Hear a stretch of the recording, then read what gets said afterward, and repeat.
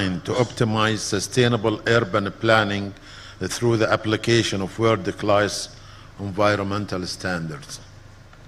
Qatar is highly committed to producing the most innovative and organic research projects, which is the way countries has invested in world-renowned environment institutions such as Qatar Science and Technology Park, Qatar Environment and Energy Research Institute.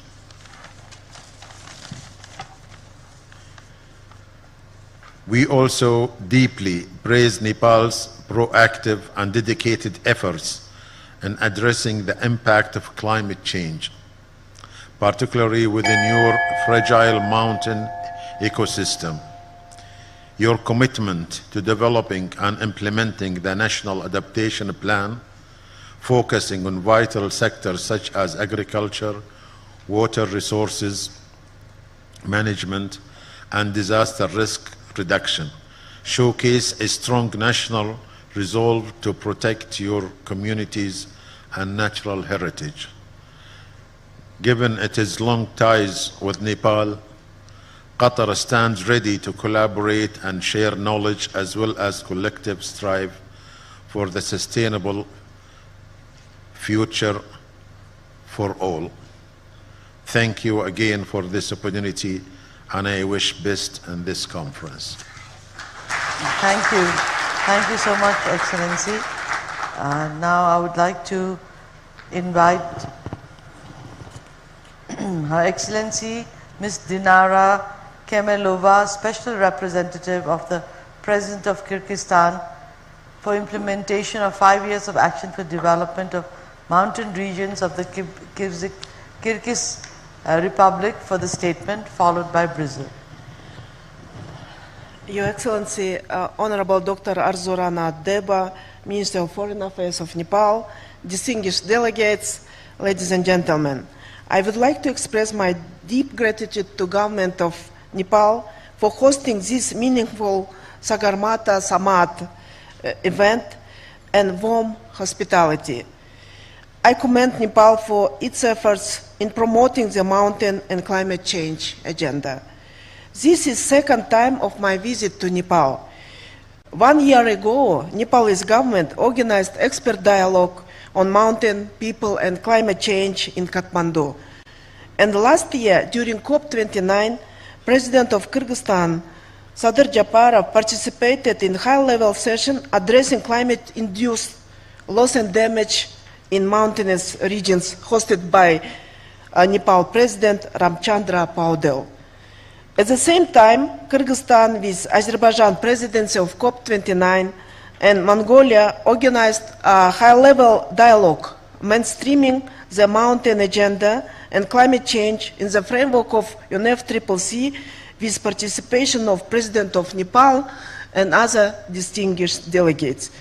These events contributed to advancing mountain agenda because mountain communities are among the most vulnerable to the impact of climate change, facing melting glaciers, water insecurity, land degradation, and economic marginalization of mountain communities. Addressing these challenges requires solidarity, innovation, urgent and transformative action. In this regard, the Kyrgyz Republic initiated and implements the 5 years of action for the development of mountain regions for 2023 and 2027, endorsed by UN General Assembly resolution. This is not only a national priority, it is an international call for stronger cooperation, knowledge exchange, and investing to the resilience of mountain communities and ecosystems. Just last month, in April, we hosted the Global Mountain Dialogue for Sustainable Development in Bishkek, with participation of more than 50 countries and 29 international organizations. This conference marked a major milestone on the road to the Bishkek Plus 25 summit, scheduled for 2027, as the culminating event of the 5 years of action plan for the development of mountain regions. It is not only reinforced global solidarity around the challenge of sustainable mountain development, but also laid the groundwork for concrete international action. During the conference, the President of the Kyrgyz Republic proposed a set of ambitious initiatives to elevate the mountain agenda in the global level. These include, first, establishing a fund for mountain countries' development. We advocate for targeted financing for needs of mountain regions to implement programs on climate change adaptation and resilience with a focus on glaciers, forests, addressing mountain land degradation and biodiversity loss, increasing preparedness for natural disasters, and social economic support for mountain communities, especially women and children. Second, creating UN coordinated mechanism, UN Mountains. Third, launching an international platform on mountain youth, women and climate. In this regard, we continue to advocate for the creation of the broad coalition of mountainous countries and sustaining global mountain dialogue.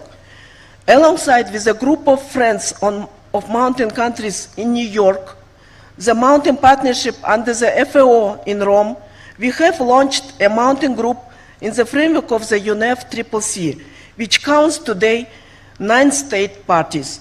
We invite those countries which have not done so yet to join to this group. Today, as we look ahead of COP30, the Kyrgyz Republic, together with several mountain nations, is promoting a declaration on climate change, mountains and glaciers. We believe this declaration can become a shared voice for those whose lives and culture are shaped by highland ecosystems. We sincerely hope Nepal and other countries will join to this declaration. Dear friends, in order to continue our global mountain dialogue and mainstreaming mountain agenda and climate change, we invite you to participate in World Mountain Youth Festival in Kyrgyzstan in August this year, and Mountain International Conference next spring in New York in UN headquarters in 2026, which will be followed by second Global Mountain Summit in Kyrgyzstan in 2027. We hope that you will join and contribute in turning our shared concerns into collective solutions. Thank you very much for your attention. Thank you, Madam, for your statement. Now I would like to request His Excellency Mr. Carlos Alberto Michelson Den Hartog, Ambassador of the Federal Republic of Brazil, to deliver his statement, followed by Egypt.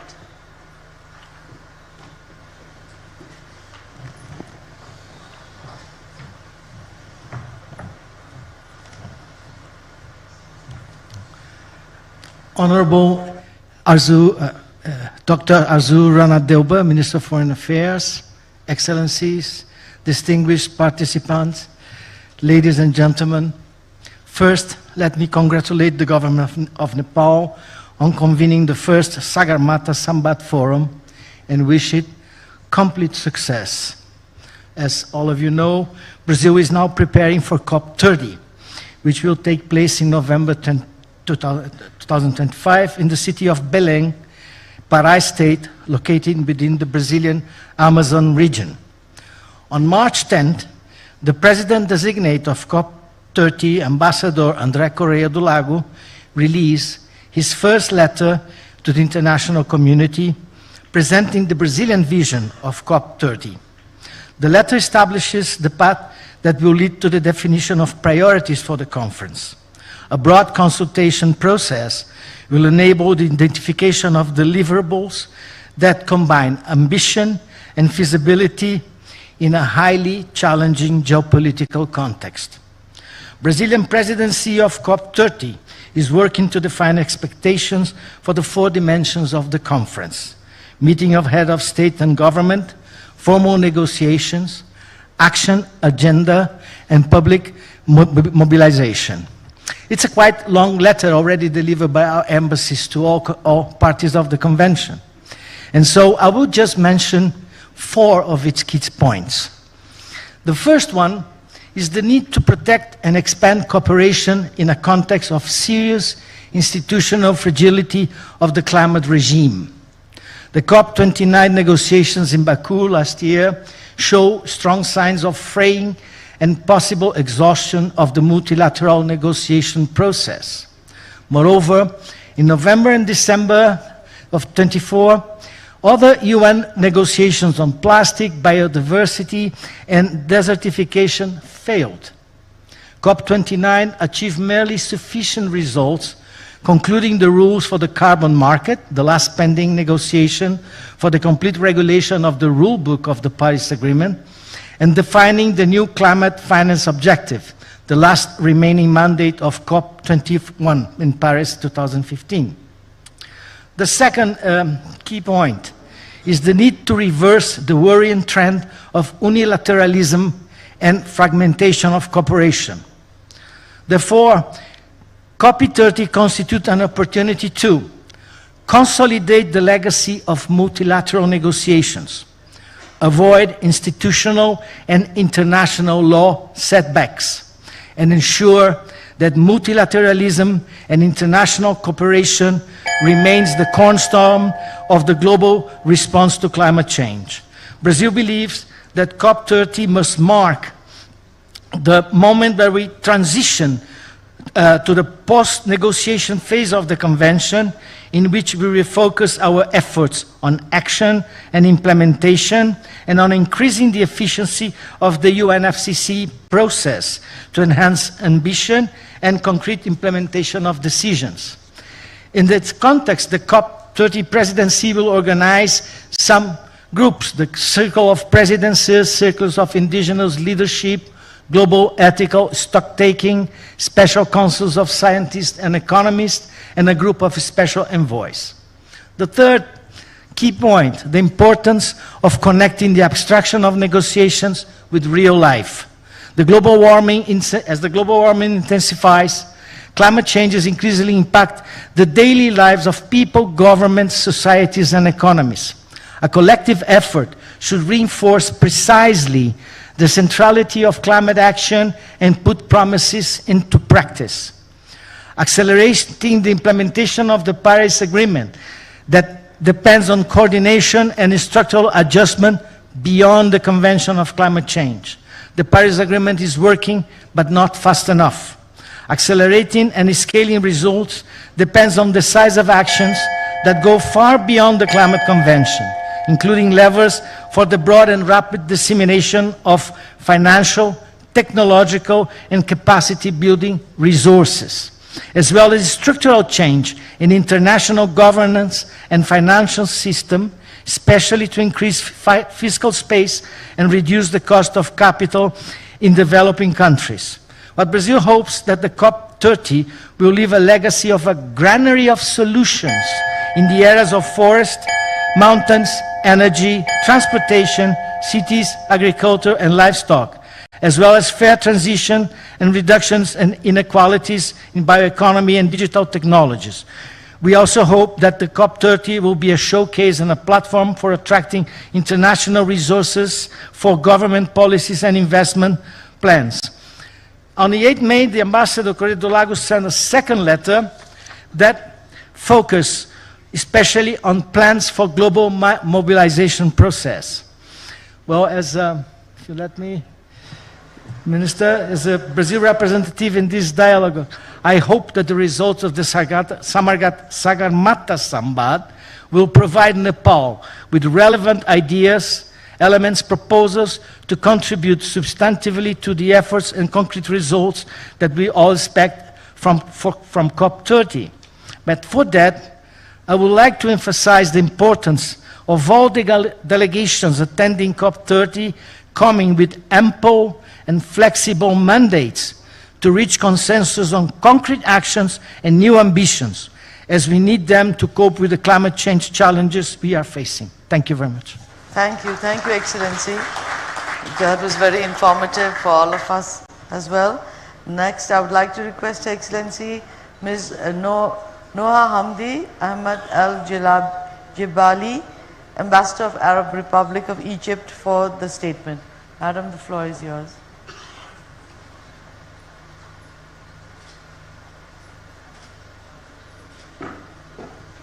Her statement will be followed by Oman. Honorable Dr. Arzu Rana Duba, Minister of Foreign Affairs of Nepal, Honorable Mr. Ain Bahadur Shahi Takuri, Minister of Forest and Environment of Nepal, Honorable Ministers, distinguished guests, Excellencies, ladies and gentlemen, Namaste and warm greetings. It is a great honor for me to be here today to address the first edition of the Sagarmatha Sambaad, a timely and visionary initiative by the government of Nepal. Held in the shadow of the majestic Sagarmatha, Mount Everest, this dialogue not only represents symbolic significance, but also practical urgency. It reminds us all that our highest mountains are not distant peaks, but vital guardians of ecosystems, biodiversity, water security, and ultimately human survival. Egypt commends Nepal for convening this multi-stakeholder dialogue at such a critical juncture in our collective climate journey. Despite being a country whose terrain is predominantly plain, Egypt recognized the ecological, societal, and climatic significance of the mountainous regions, both in our own territory and globally. Mountains play an outsized role in local climate regulation, groundwater recharge, and biodiversity preservation. These are all essential to the national strategy for climate adaptation, and their protection is integral to sustainable development. Ladies and gentlemen, Egypt had the honor of hosting COP27 back in 2022. COP27 was a historic milestone in the global climate process. It elevated the voice of the Global South and placed adaptation and climate justice at the heart of the agenda. Perhaps one of the most notable outcomes of COP27 was the establishment of the Loss and Damage Fund, a long-awaited mechanism aimed at supporting vulnerable countries suffering the devastating consequences of climate change. This was a collective triumph born from years of advocacy by developing nations, including mountain countries like Nepal, who face rising temperatures, glacial retreat, and water insecurity at an alarming pace. COP27 also resulted in the launch of the Sharm el-Sheikh Adaptation Agenda, a comprehensive initiative to accelerate resilience building across food systems, water resources, and infrastructures, areas critical to mountainous regions. Today, as we gather here in Kathmandu, Egypt reaffirms its full understanding of the environmental, social, and economic significance of mountains to Nepal, one of the countries most affected by climate change in high-altitude zones.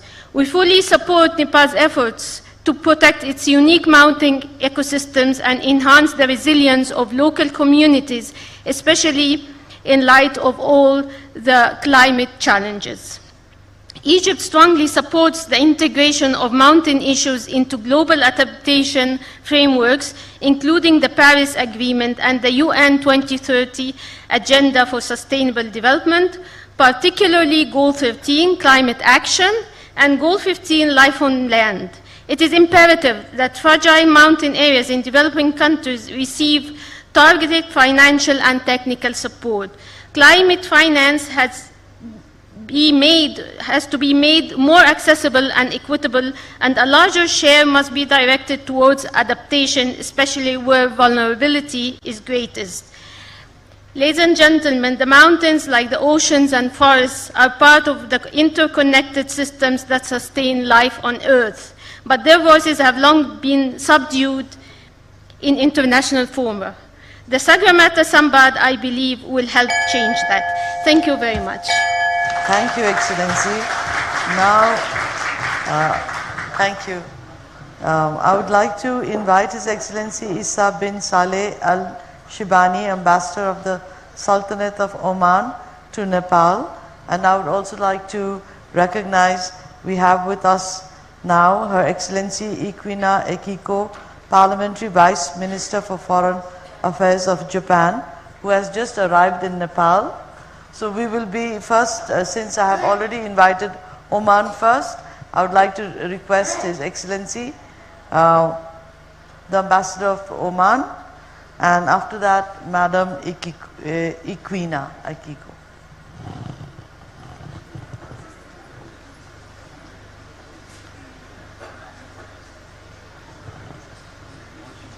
No.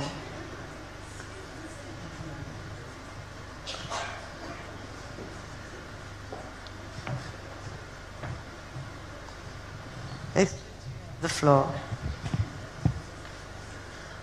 Excellency Foreign Minister, distinguished delegates, good afternoon. Thank you very much for the invitation. I convey the greetings of our Foreign Minister, who unfortunately couldn't be here to participate in this very important forum. For us is where I haven't really prepared a speech, but I think we do support the initiative of Nepal in terms of the importance of protecting the environment and also the mountains in a way that will help to mitigate really the diverse effect that this is caused on the climate change. We have had a very active participation in COP27 and COP28, and I hope that will continue in support of these initiatives. We do have as well participants from Oman who have a mountaineer who have really climbed to the top of the Everest mountains, and where in some of our discussions we see that, I think where we don't touch on the importance of how these sports could really play a role in terms of bringing that much of awareness of how the issue of protecting mountains and climate change really play a great role in the initiative itself. I thank you again, Foreign Minister, for this opportunity and wish you all success for this summit. Thank you. Excellency.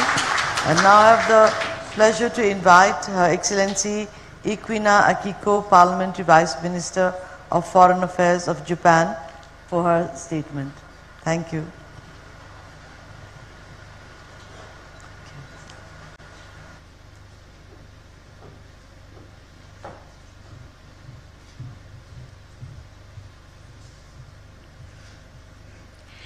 The Right Honorable Mr. Kadoga Prasad Sharma Ori, Prime Minister of Nepal, Honorable Dr. Arzulana Deva, Minister for Foreign Affairs and Chair of the plenary session, Honorable Mr. Ain Bahadur Shah Thakri, Minister for Forests and Environment, Nepal, and distinguished representatives from around the world. Namaskar. On behalf of the government of Japan, I would like to express my congratulations on holding the first Sagarmatha Sambaad. I would also like to express my gratitude to the government of Nepal for the invitation. We commend the Nepalese government initiative in establishing the Sagarmatha Sambaad as a forum for dialogue among multiple stakeholders, and believe it will be extremely useful in considering an action plan to address climate change. Climate change is a security issue that affects the very existence of humankind. Extreme weather events due to climate change significantly impact Japan's national security in various ways. This passage is included in Japan's National Security Strategy, which was adopted in 2022. This recognition is shared by many other countries. If we fail to address this issue, we may not be able to leave a world for our future generations Given the urgency of the climate crisis, it is essential to bring together the wisdom and efforts of the international community to work together to solve it. Last week, I visited the Republic of Marshall Islands, RMI, an enchanting country with beautiful beach and people. The RMI is an atoll country with an average elevation of only 2 meters. I found at first hand that issues of climate change and sea level rise are threatening the very existence of the country. The international community today is facing changes that will define the era. Amid shifting power balances and intensifying geopolitical competition, divisions within the international community are becoming even more serious. At the same time, global issues such as climate change are becoming increasingly grave. Many countries are facing economic slowdown and widening economic disparities. The question now is how to overcome these compound crises. Japan is committed to working with all stakeholders to overcome these challenges. Japan is taking the lead in reducing greenhouse gas emissions. We have set ambitious targets of reducing emissions by 60% by 2035 and 73% by 2040 compared to 2013 levels, with the aim of achieving net zero emissions by 2050. We will steadily implement measures toward achieving these targets. At the same time, it is also important to support developing countries in their mitigation efforts to reduce greenhouse gas emissions and their adaptation efforts to avoid and reduce the damage caused by climate change. Japan will provide support that will leverage its strengths while responding in a tailored manner to the challenges faced by developing countries. Distinguished guests, today I would like to highlight 3 points regarding Japan's approach to providing such support. First, we will address development issues based on human security, which will also provide co-benefit assistance that will contribute to climate change measures. Climate change measures tend to be put on the back burner because their effects are not clear in the short term. Japan is providing support in areas such as electricity and energy, urban development, and forest conservation. We provide such support to resolve development issues while achieving decarbonization and building societies that are resilient to the negative impacts of climate change. Second, we will utilize our technologies and knowledge and promote innovation. Japan has a long-standing advantage in responding to natural disasters, such as floods and in disaster risk reduction. We have proactively contributed to promoting disaster risk reduction measures internationally, including initiating the adoption of the Sendai Framework for disaster risk reduction, which serves as a major international guideline. At the same time, this is an ongoing challenge that Japan is also working on through trial and error, and it is important to promote intellectual collaboration among private, public, and academic institutions.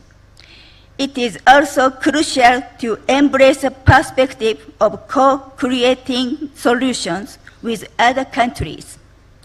Japan, as equal partners, will aim to co-create solutions tailored to various circumstances of each country. Third, we will collaborate with various stakeholders. Climate action is a challenge that must be addressed across borders. We will promote collaboration with diverse partners within the region. Climate action requires significant funding. Thus, we will promote the use of external finance, such as the Green Climate Fund, and collaborate with the private sector. Distinguished guests, here in Nepal, natural disasters such as floods and landslides are also frequent. Protecting the rich forests that are the source of livelihood and income for the people of Nepal from flood damage remains an urgent task. Through the Japan International Cooperation Agency, JICA, Japan has engaged in forest conservation in Nepal since the 1990s. Japanese experts have been working with local communities. We are promoting forest conservation in cooperation with residents through dialogue, including women who have become guardians of the forest nowadays. Last year, we also began efforts to strengthen flood control measures in the flood-prone districts of Sunsari and Moran. Let us join forces to overcome this compound crisis, to live a prosperous world for future generations. Japan will continue to contribute to global decarbonization by providing tailored support to countries facing challenges. This will be done by using Japan's experience and technology and the promotion of private investment. Thank you very much for your kind attention. Thank you, Excellency. Thank you, and thank you for coming all the way and coming right here and being so fresh and to the point. Thank you. I would now like to invite His Excellency Mr. Abrar H. Hashmi, Ambassador of the Islamic Republic of Pakistan to Nepal, for his statement. Excellency, the floor is yours.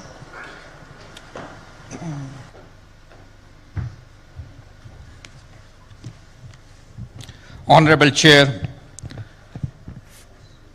Dr. Arzu Deobarana, Excellencies, distinguished delegates, ladies and gentlemen, Namaste, Assalamu Alaikum, and a very good afternoon. On behalf of the Government of Pakistan, I extend our sincere gratitude to the government and people of Nepal for convening the inaugural Sagarmatha Sambaad.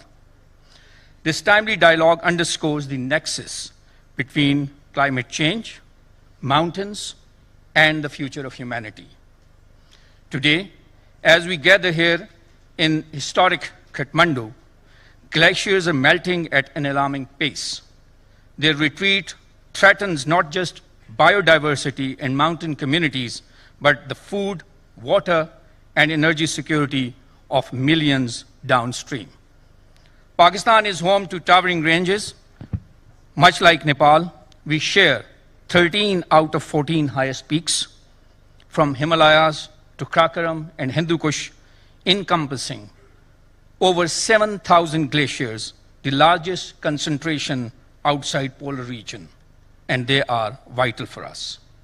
We have witnessed firsthand the perils of glacier melt and gulfs due to climate change, despite contributing less than 1% to global greenhouse gas emissions.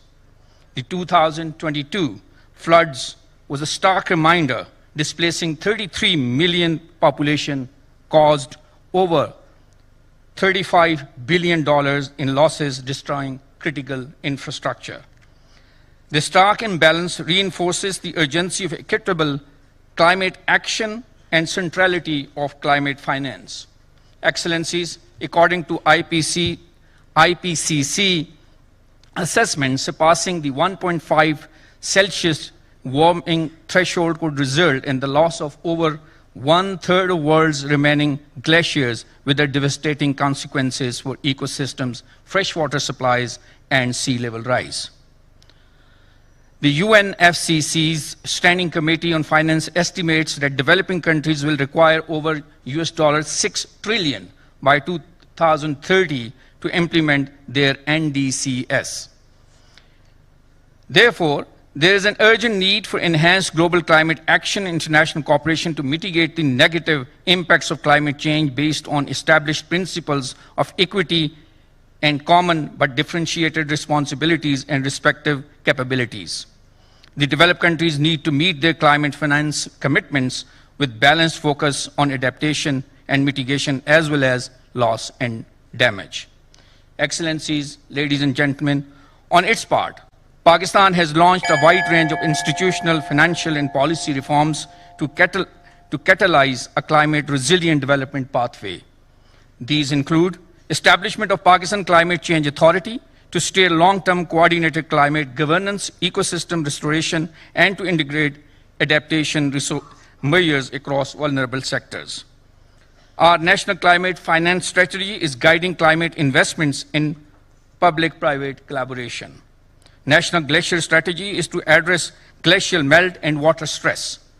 Under the Paris Agreement, Pakistan has pledged that by 2030, 30% of all new vehicles sold in Pakistan in various categories will be electric vehicles. We have set an ambitious target to generate 60% of our energy from clean and renewable energy sources by 2030. Living Indus Initiative is designed as a world restoration flagship by UNEP to restore large-scale ecosystem to bolster climate resilience. The government is strengthening early warning systems and enhancing disaster preparedness and response mechanism to enhance cities' capacities to cope with climate change impacts and natural disasters. Distinguished ladies and gentlemen, finally, we must all work together to share our knowledge, expertise, and resources to achieve humanity's common goals. Together, we can create a better and resilient future. I thank you all. Thank you, Excellency. Thank you for your statement. This concludes the list of statements by country delegations. Now it will be followed by statements from representatives of international and regional organizations. In this, I would like to invite His Excellency Martin Reiser, World Bank Regional Vice President for South Asia, to deliver his statement, followed by the Asian Development Bank. Excellency, you have the floor. Thank you very much, Honorable Minister of Foreign Affairs, Dr. Arzu Deuba. Honored guests, friends and colleagues, last week, Nepal did something extraordinary. It held a funeral for a glacier. The Yala Glacier, high in the Langtang Valley, once stood proud, vast, beautiful, and seemingly eternal. It gave life to the communities below for generations, but today it has lost 2/3 of its mass and retreated nearly 800 meters since 1974. And if current warming continues, scientists warn it may disappear completely by the year 2040. The ceremony to honor Yala's passing was not just symbolic. It was a wake-up call. Because Yala's story is not unique, it's the story of the Himalayas. Glaciers across this sacred range are melting at record pace, and this is not a distant problem. It is already affecting the communities below that rely on the rivers that nourish nearly 2 billion people. And it's not just the rising temperatures. Pollutants like black carbon settle on the ice, accelerating the melt. Nepal, a country that has contributed so little to this crisis, finds itself on the frontiers of its impact. Droughts are more frequent, glacial lake outbursts, floods are more dangerous, and hard-won development gains are under growing threat. Yet, even in this sobering reality, we see powerful signs of resilience. Across South Asia, people are already adapting to climate change. In an upcoming report, we find that 4 out of 5 households are taking steps to cope with climate stress. And in places with early warning systems, 90% of families act in advance. These are not stories of helplessness. These are stories of action and strength. We also see what works. Nepal's community forestry movement, locally led, nationally scaled, is a model for the world. Rural roads, hanging bridges are connecting people to markets, schools, and care. Indeed, it turns out that some of these basic development investments are at the core of effective adaptation strategies. But these efforts must grow. South Asia remains the most climate vulnerable region among emerging economies, and while households and firms are trying, too many face barriers, limited credit, asymmetric information, and inflexible labor markets. The private sector has a vital role to play. Our analysis finds that autonomous adaptation, the actions that households and firms take in the face of climate change, could offset up to 1/3 of the impacts from rising temperatures. But governments must help to clear the way by improving access to weather data, promoting market-based solutions such as insurance, and investing in resilient technologies, basic infrastructure, and adaptive social protection. Because when people are informed and empowered and connected, they adapt and they lead. But let me be clear, this is not just about funding. International solidarity is vital, but in the face of declining aid budgets, it's about rethinking development, with climate shaping how we build, grow, and empower. That means stronger infrastructure, broader financial inclusion, and more jobs in resilient sectors like tourism, services, and the green economy. Our new country partnership framework for Nepal, which we expect to present to our board within this month, has these insights at its core. It focuses on only two key priorities: jobs and resilience. Jobs for people that are affected by climate change and need new opportunities, and resilience to make sure they have those opportunities and are better protected. Nepal has already written one of South Asia's most inspiring stories of poverty reduction. Let the next chapter be one of resilience, led by its people, supported by strong partnerships, and admired around the world. We stand ready to support Nepal and the rest of the South Asia region on this journey. Thank you very much. Thank you, Excellency, for your statement. And next on my list is Her Excellency Ms. Fatima Yasmin, Asian Development Bank Vice President for the sector.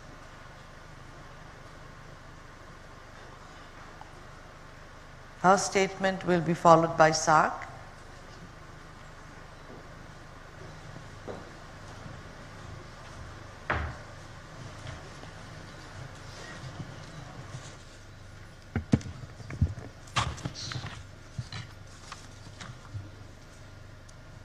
Honorable Foreign Minister of Nepal, Ms. Arjurana Deba, Excellencies, distinguished participants, ladies and gentlemen, a good afternoon to you all. It is my privilege to speak at this inaugural session of Sagarmatha Sambaad. I would like to extend my heartfelt congratulations to the government of Nepal for hosting this event on climate change, mountains, and future of humanity. The majestic ranges of Hindu Kush Himalayas, Pamir, and Tian Shan have long shaped the culture, spiritual, and ecological identity of Asia. For the people of this region and beyond, mountains are not just an awe-inspiring landscapes. They are also sacred places, vital ecosystem, and essential sources of livelihoods. Yes, these mountains are now at the front line of the climate change crisis. Glacier retreat, water scarcity, floods, and landslides are becoming increasingly frequent and severe, threatening both natural ecosystems and rural communities. Hard-earned development gains achieved over decades by the people, communities, and countries are at constant risk of being wiped out in a single event. The 2024 glacial lake outburst flood in Sikkim was a stark warning of our rapidly changing climate. Unfortunately, it is not an isolated incident.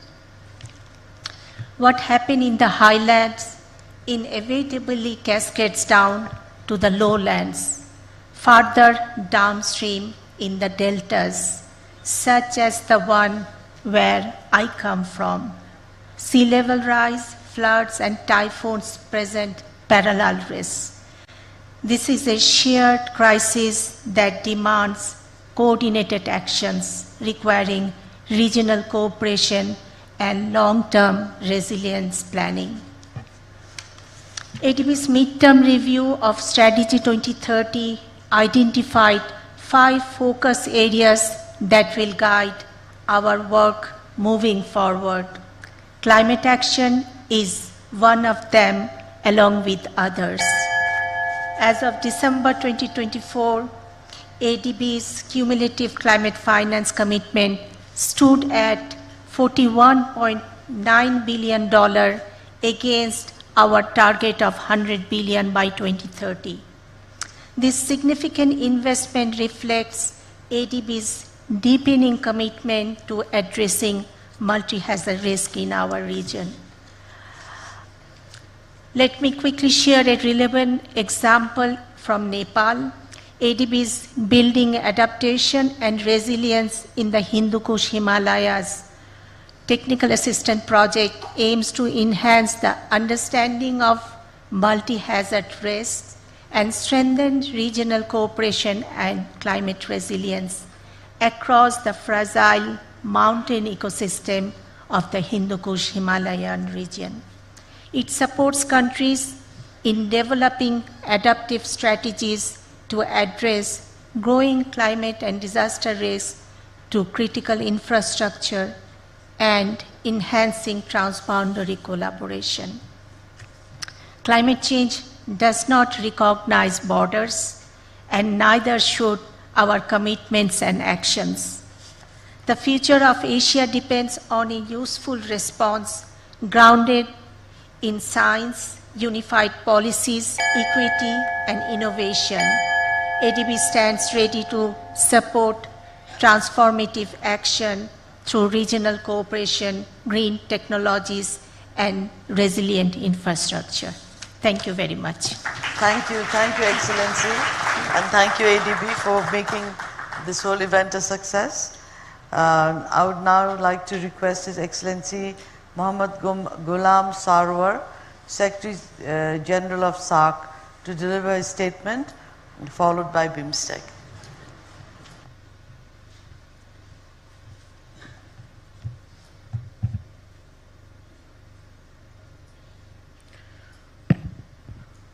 Honorable Dr. Arzu Rana Deuba, Foreign Minister of Nepal, Honorable Ministers, distinguished delegates, ladies and gentlemen, good afternoon, namaste and assalamu alaikum from the South Asian Association for Regional Cooperation, SAARC. It is a great honor for me to join you at this important forum, Sagarmatha Sambaad, aptly named after the world's highest peak, the majestic Mount Everest, Sagarmatha, which is not just our shared heritage, but also a symbol of endurance and resilience of Mother Nature. I commend the government of Nepal for convening this important multi-stakeholder dialogue on this critical theme, the climate change, mountains, and the future of humanity. The ecological lifeline today stands at a crossroad. Adverse impact of climate change is clearly visible in our mountains, and our mountains are sounding an unmistakable call for urgent and unified actions. Climate change has turned the Himalayas into both frontline and at the fault line. The Himalayas, which span across multiple SAARC countries, are warming twice the global average. Glaciers are retreating at an alarming rate. Seasonal patterns are becoming unpredictable.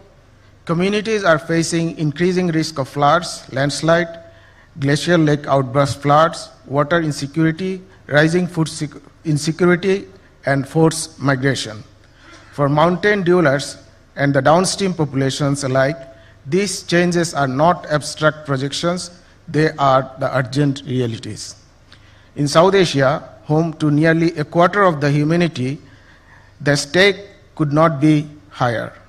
This is not just an environmental crisis, it is a development crisis, a security concern, and a human tragedy in the making. As we confront this growing crisis, I firmly believe that the road to sustainability must be built both on regional cooperation and global solidarity. The shared nature of our geography and the interconnectedness of our climate demands shared responsibility and concerted action at various levels. Ladies and gentlemen, in 2010, the leaders from SAARC member countries adopted the Thimphu Statement on Climate Change at the 16th SAARC Summit. It was a landmark moment, the first time climate change took center stage at the highest level of our regional cooperation. The Thimphu Statement recognizes our mountains, rivers, and peoples are faced the shared threats, and it is committed us to share the response. It emphasizes the urgency of regional and international collaboration on climate change, mitigation, adaptation, and promote climate resilience. The importance of low carbon technologies, renewable energy, as well as knowledge sharing, and the moral responsibility to act not only for ourselves, but for our future generation. Excellencies, ladies and gentlemen, let this Sagarmatha Sambaad serve not only as a platform for dialogue, but as a call for action as we move forward on the path of climate resilience, regional solidarity, and sustainable development for our people. As the Secretary General of SAARC, I call upon all the member states and our partners around the world to prioritize, number one, strengthen the regional and global cooperation on climate science. Second, invest in the resilient communities. Third, protect and conserve the ecosystem that protect us. Fourth, amplify our collective voice on climate advocacy. Ladies and gentlemen, mountains may divide us geographically, but they also unite us in common purpose. Their waters do not stop at borders, neither do landslides, floods, or shifting monsoons. The climate crisis is indifferent to lines of the map. Therefore, our responses must be unified, science-driven, and rooted in justice and through regional cooperation. We must recognize, we must reimagine the development through the lens of sustainability. We must ensure that global collaboration is no longer optional, it is an imperative. Our future is intertwined with the fate of our mountains. The time to act cohesively, courageously, and collectively is now. Let the summit of Sagarmatha remind us of the height we can achieve when we come together. I wish everyone here a productive and successful Sambaad. Once again, I thank the government of Nepal for arranging such an important event in this beautiful city of Kathmandu. Thank you so much. Thank you, Excellency. May I now request His Excellency Mr. Indramani Pandey, Secretary General of BIMSTEC, to deliver a statement followed by IC mode. Excellency, you have the floor.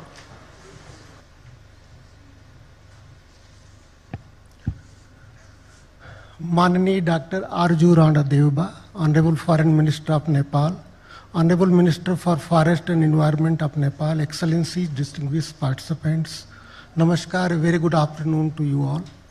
I am honored to represent BIMSTEC at the inaugural Sagarmatha Sambaad. I congratulate and commend the government of Nepal for convening this Sambaad. The speakers before me have already spoken about the threats and the challenges we face due to climate change. They have also called for concerted national, regional, and global action. A number of concrete proposals have been made. I will therefore focus on the initiatives taken by BIMSTEC to deal with climate change and related issues. As you are aware, BIMSTEC was founded in June 1997 and has been in existence for almost 28 years. It brings together 7 countries of region: Bangladesh, Bhutan, India, Myanmar, Nepal, Sri Lanka, and Thailand. It has on its agenda 17 sectors for cooperation, and the permanent secretariat of BIMSTEC is located in Dhaka, which anchors all its activities. BIMSTEC has its own charter and well-established decision-making mechanisms, and it operates on the principle of consensus.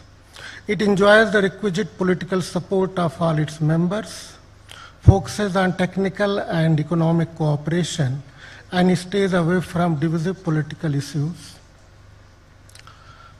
The recently concluded 6th BIMSTEC summit in Bangkok imparted a huge impetus to regional cooperation in Bay of Bengal. Apart from the adoption of summit declaration, our leaders also adopted a BIMSTEC Bangkok Vision 2030, the first vision of BIMSTEC of its kind. Environment and climate change has been a key priority for regional cooperation under BIMSTEC.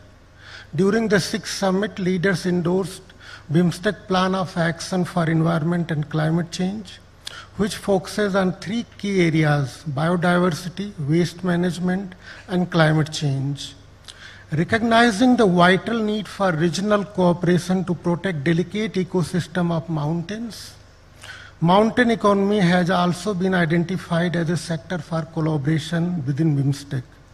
An intergovernmental expert group on mountain economy has already finalized a plan of action on mountain economy, which outlines key priorities including enhanced connectivity, clean energy promotion, ecosystem and environment protection, and development of green tourism and sustainable livelihoods. In order to deal with the challenges of global warming, the BIMSTEC member states have also prioritized transition to green energy.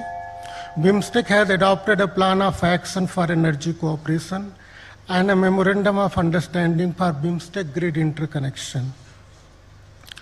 Several dedicated BIMSTEC centers further support our regional climate actions. The BIMSTEC Center for Weather and Climate provides critical weather forecasts and early warning services, and the BIMSTEC Energy Center is mandated to promote cooperation in renewable energy and energy efficiency. The BIMSTEC Expert Group on Disaster Management is currently engaged in finalizing a plan of action to improve preparedness and coordination for responding to natural disasters in the Bay of Bengal region. A Himalayan Science Council is being set up. Further, the BIMSTEC Secretariat is actively pursuing partnerships with the international and regional organizations which are engaged in global and regional climate action, with a view to leveraging their knowledge, resources, expertise, and programs for enhancing regional cooperation under BIMSTEC for climate action. In conclusion, I would like to reiterate that BIMSTEC offers an inclusive and effective platform to promote regional cooperation in environment and climate change, green energy transition, disaster management, and other climate change-related challenges in Bay of Bengal region. BIMSTEC member states are committed to forging meaningful partnerships and advancing tangible action to ensure a sustainable and climate-resilient future for Bay of Bengal region. I thank you for your kind attention. Namaskar. Thank you, Excellency. I would now like to request Mr. Pema Gabso, Director General of EC-Mode, to deliver his statement. Excellency, the floor is yours.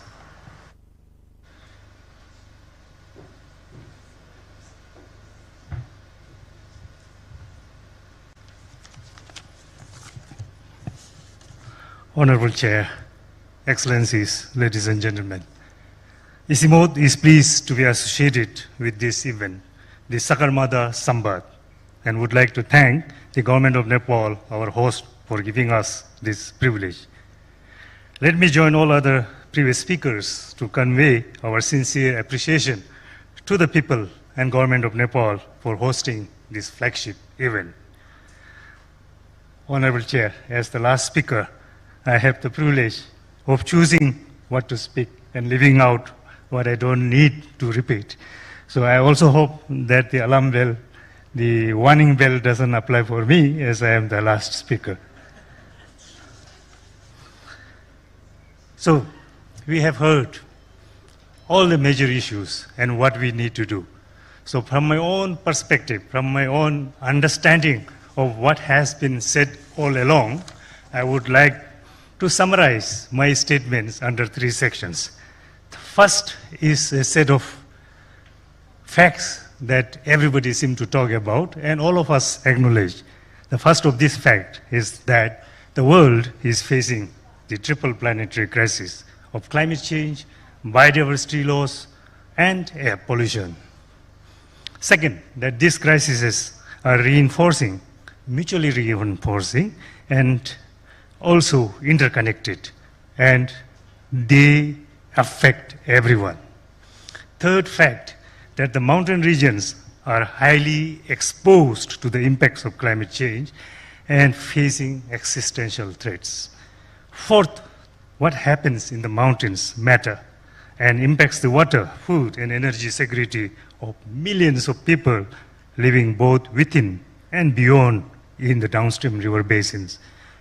Fifth and the last, that 1.5 degrees Celsius is just too hot for the mountains, and we need to take urgent actions now. So, what I have seen is that we know enough to act, at least by those of us living on this planet, and the science is clear. So what is stopping us from taking actions to save our planet and secure the future of life on Earth, including ourselves?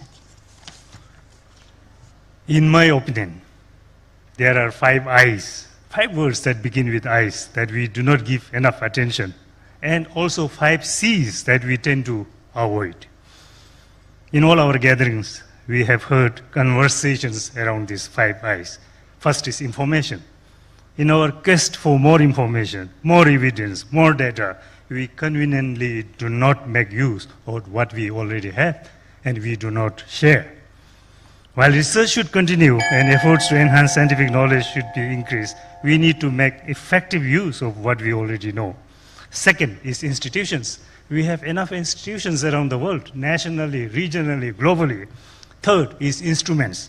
We have so many legal, policy, and regulatory instruments to prevent and mitigate planetary crises, from bylaws at the local levels to international conventions and treaties.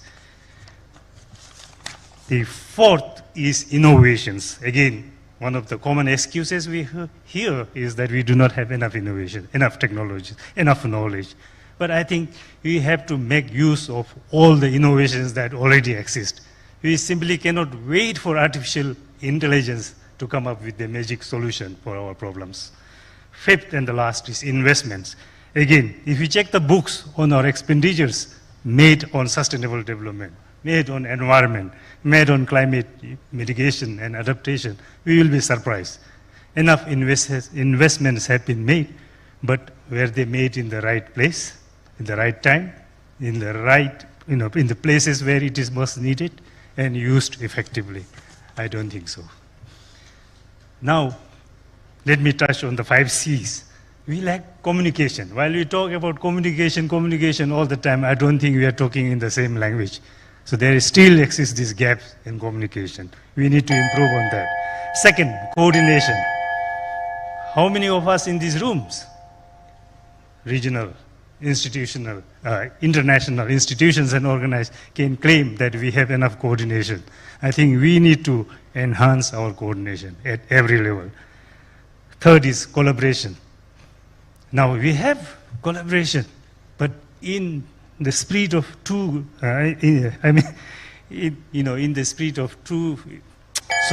collaboration is much misunderstood and often constitute a convenient alliance or alliance of parties. Real collaboration in letter and spirit, that is what I wanted to say, is rare. And I think we need to improve on that. Final C is consistency. We need continuity and coherence. Sometimes we tend to take our interpretation of circular economy quite literally. We start something, halfway through we change and come back, and I think that should not happen. The last one is commitment. Commitment at every level, individual, institutional, national, and international levels, commitments that can be actionable. So to conclude, let me once again reiterate that we know enough to take actions now, and what we can do today with $1 should not be kept in abeyance, as in the next 5 years or few years, it may cost us many folds more. The wisdom in the ancient proverb, a stitch in time saves 9, is perhaps more relevant now than ever. Excellencies, ladies and gentlemen, at ICIMOD, we are committed to do whatever we can do to support and contribute to the efforts made by our regional member countries and our development partners. We know our limitations, but we also know that with what we know, we can make significant contributions. So our mission ahead is that we must work together to make sure that mountains do not remain as an afterthought in discourses like this. Thank you very much, Excellency. Thank you very much, Pemaji, for your very wise words. He is indeed a practitioner of what we are talking about. And this brings to the conclusion our plenary session for today. I deeply thank all the distinguished speakers for the valuable insights, views and wisdoms expressed in their statements. The views and voices will really count a lot in shaping our way forward, our collective action. I think this has been resonated deeply in the session today, that we have knowledge, we know where we want to go. It is a matter of putting our will together and a commitment of sitting down together and really charting the way forward. And we hope this is going to be a place of departure where not only we speak but we really act upon what we are saying. So, and the contents of all this will be reflected in the report of the Sambaad. I also would like to thank all the distinguished participants assembled in this chamber for patiently listening to all the speakers and to me. I hope the same level of interest and enthusiasm will remain as the Sambaad proceeds through various thematic parallel sessions in the coming 3 days. I hope all of you have pursued have read carefully all the program that has been up on the website, because there are going to be many very, very interesting speakers and parallel sessions. So I hope this morning has been worth the while, especially for all our guests who have come from very far to be here with us today. And I would like to invite you all for the lunch after this, and for all the interesting sessions that we are going to have tomorrow. And I think there is going to be a mountain flight that some of you have also signed up to. And of course, I will see you in the in the closing plenary session also. Thank you, namaste, and thank you for being with us today. Thank you very much, Madam Chair, Honorable Foreign Minister Dr. Arju Rana Deuba. We now have a press brief by our Honorable Foreign Minister. I'd like to request all our distinguished participants, representatives from the media, to please head towards the Malshri Hall, where we'll have the press briefing by our Honorable Foreign Minister Dr. Arju Rana Deuba. And she'll most definitely be joining lunch post the press briefing as well.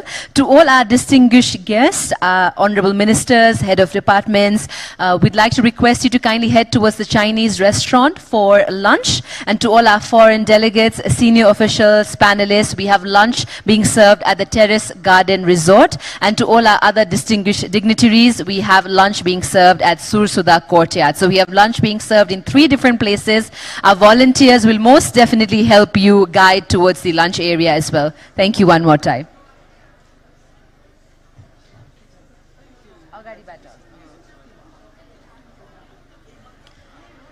We have the parallel sessions starting from 2:30, requesting all our distinguished delegates to please be back for the parallel sessions. The main theme being Beyond Mountains, linking mountains to oceans.